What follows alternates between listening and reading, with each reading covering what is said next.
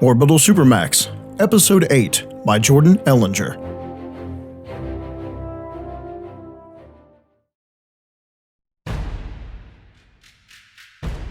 From a far enough distance, a battle in space looks like dueling fireflies. The actual fighters are lost in the glare of their exhaust, so all you can see are little points of light darting around against a starry backdrop, and then the occasional violent burst of an explosion. "They're shooting down escape pods," I said to Morgan when I realized what was happening. I guess that explains why we haven't run into many guards. Or service staff for that matter. Said Morgan with a shrug. Still, you'd think the Nova Dogs would be more interested in boarding them than shooting them down. They're cannibals, aren't they? Tough to eat interstellar dust. It was black humor, but we needed it. We'd left the political activities wing behind and found temporary shelter in the cargo hold that housed a few mothballed spacecraft. There, we'd found some survivors from the attack, apprentice engineers that Herschel Konachek had put to work refitting the fighters, an old Cutlass and an older Hornet. "I've got bad news, sir," said a young tech in an oil-stained blue jumpsuit. He'd spoken to me, not because of my rank, which wasn't visible because I was in civilian clothing, but because I was the only one in our group not wearing prison orange. "I overheard, Embarrassed, he pointed to one of the prisoners while hiding his finger behind his hand. I supplied the name, Flint. Yes, Flint. Saying that you plan to fly these vehicles to the system's jump point?" I explained that yes, we were, and that I'd already outlined our plans to them not 2 days ago. "Yes," he said nervously. "Well, these are chase fighters.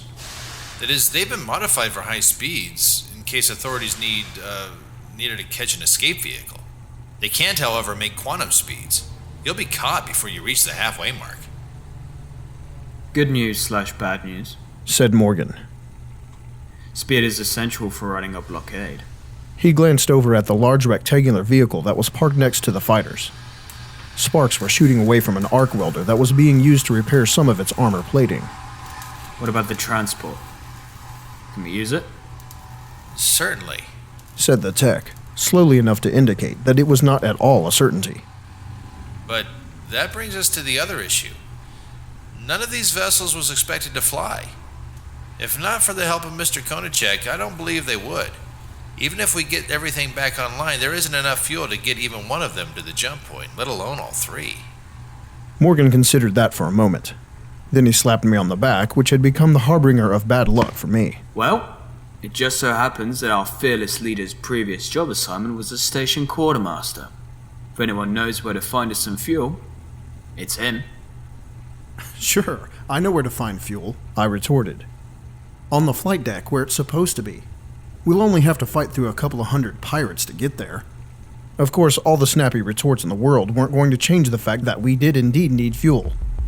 And so after a few hours of pacing the deck, I came up with a plan. I quickly assembled our strike team, as I took to calling the 6 ex-prisoners who'd accompanied us all the way from the armory, mainly because they were useless at repairing fighters and needed something else to do. "We need fuel, and Kilkenny and his men have either confiscated or blown up everything they can find, but there's an alternate source of fuel that I know is still available." I readied myself for objections before I continued. "The station's positional thrusters. They have huge fuel tanks, and they're kept full at all times. All we have to do is free one of the fuel pods and bring it back here." Though Relic had been eating copiously of the station's supplies for most of the last 2 days, he was still the skinniest man I'd ever laid eyes on. He stood with a tube of nutrient paste in one hand and squeezed some into his mouth. He spoke before he swallowed. "What if we don't want to leave the station?" That one threw me for a loop. "What?" "We could stay here. We got plenty of food and water. The door can be welded shut. As soon as this Kilkenny character finds the man he's looking for, the Nova Dogs will be gone." Morgan spoke before I could. Am I hearing this right? A bunch of prisoners who don't want to escape from prison? I know that thinking long-term isn't exactly your thing, Relic, but what's your plan for after Kilkenny leaves? Wait for the authorities to return you to your cell? What if they don't leave? Kilkenny will tear this station apart looking for this mountain Browning. If that means breaking down a few doors, your welding won't stop him. Relic was undaunted. Someone needs to guard these fighters then. He sat back down and laced his hands behind his head. We'll look after them till you get back. Another prisoner, a tattooed bald man with a paunch and a 5 o'clock shadow, got up slowly and ominously. Flint was the man the techs were the most afraid of, and with good reason. He rarely spoke, but when he did, everything he said was tinged with violence. I don't trust these two buggers to do it on their own. And I don't trust you buggers to guard these ships. We're going with them, and I'll kill any man who says otherwise. I have rarely been more grateful to a convicted murderer. Under his watchful eye, all 5 remaining ex-prisoners were shepherded out of the hold and into the elevator, leaving the techs and Herschel Konachek to work in peace. You think they'll still be here when we get back? I asked Morgan. I'm sure of it. Herbie won't let us down. Herbie was a madman, but I trusted Morgan, and that meant that I trusted a madman by extension.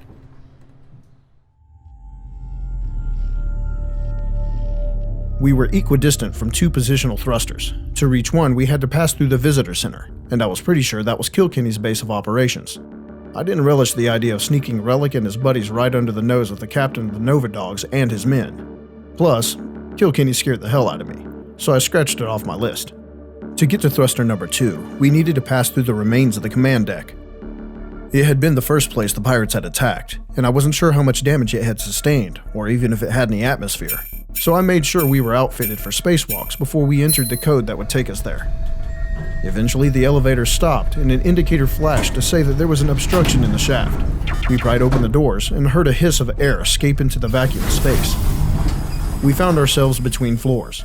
I could just make out the bottom of the letters that formed command on the side of the shaft. We had arrived. We threw our weapons through the narrow opening and ascended one by one onto the command deck. I'd been here many times before, but I could hear sharp intakes of breath from some of the ex-prisoners.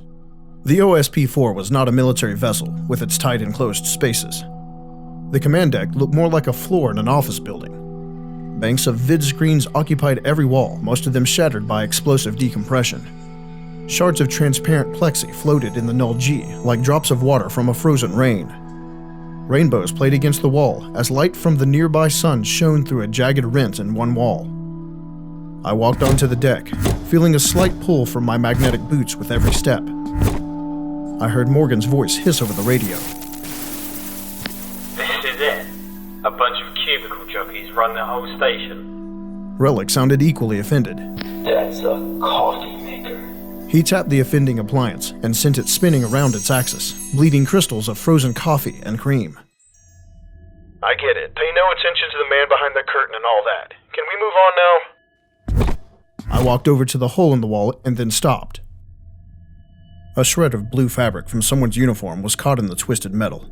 Below it floated flash-frozen fragments of a person. I looked away before I could see who it had been. Instead, being careful to maintain my distance from the jagged hull, I looked outside. The convex shape of the thruster was just visible.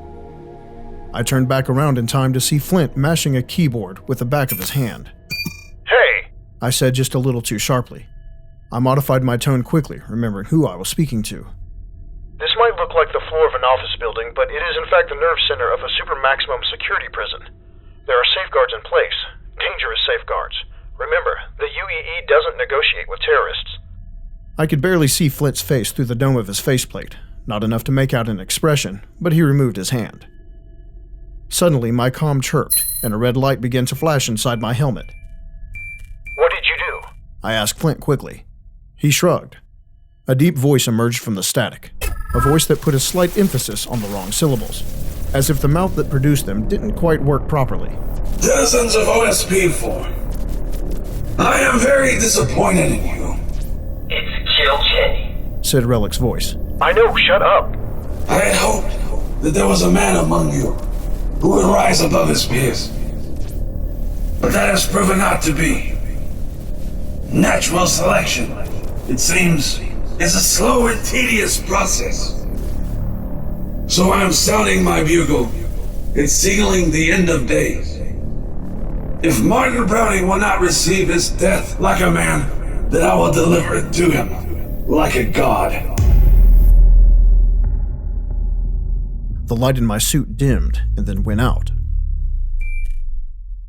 All of a sudden, a section of the floor rose abruptly, catapulting Relic into the air. His magnetic boot held for one tenuous second and then released, sending him into an uncontrolled cartwheel. Because we were all watching him, none of us noticed the gun barrels that extended out of the floor panel that had sent him into the air.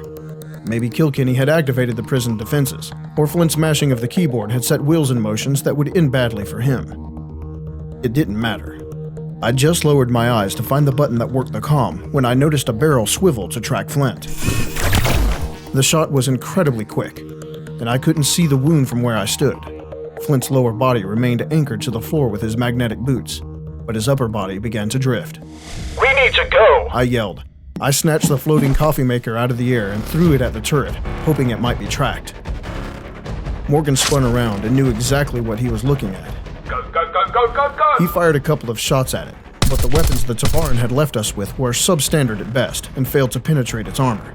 With blinding speed, the turret swiveled upward and shot the coffee maker 3 times, leaving nothing behind but a spray of molten slag. I reached the elevator, threw my weapon into the narrow slit and slid into it, propelling myself into the short space between floors. My boots magnetically grappled themselves to the elevator floor, forcing me to quickly duck as Morgan slid through the opening behind me. Together we pulled 2 more men into the elevator. When no more came, I risked a glance over the edge of the floor. 3 bodies in punctured spacesuits spun through the air of the command deck. The turret swiveled toward me, and I found myself staring down the barrel for one frightening instant before I ducked again and mashed the button down.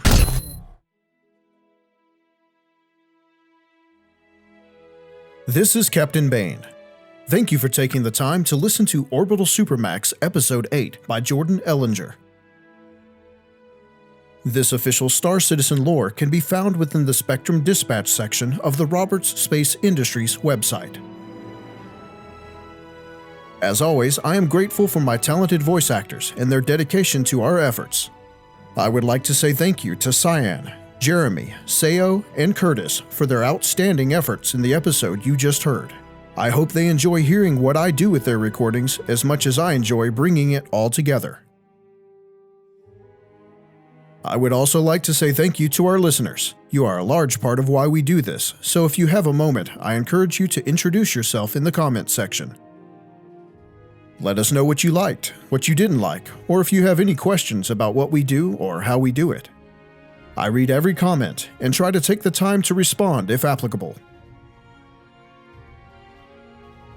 If you would like to support SCLoreCast, I encourage you to find us at Patreon at patreon.com/SCLoreCast. There you can become eligible for a variety of backer rewards, such as access to our blooper reel and the official SCLoreCast merchandise. If that's not your style, we always appreciate a like, a positive review, or a click on that subscribe button. This is SCLoreCast. Thank you for listening. And for all you Star Citizen fans out there, we'll see you in the verse.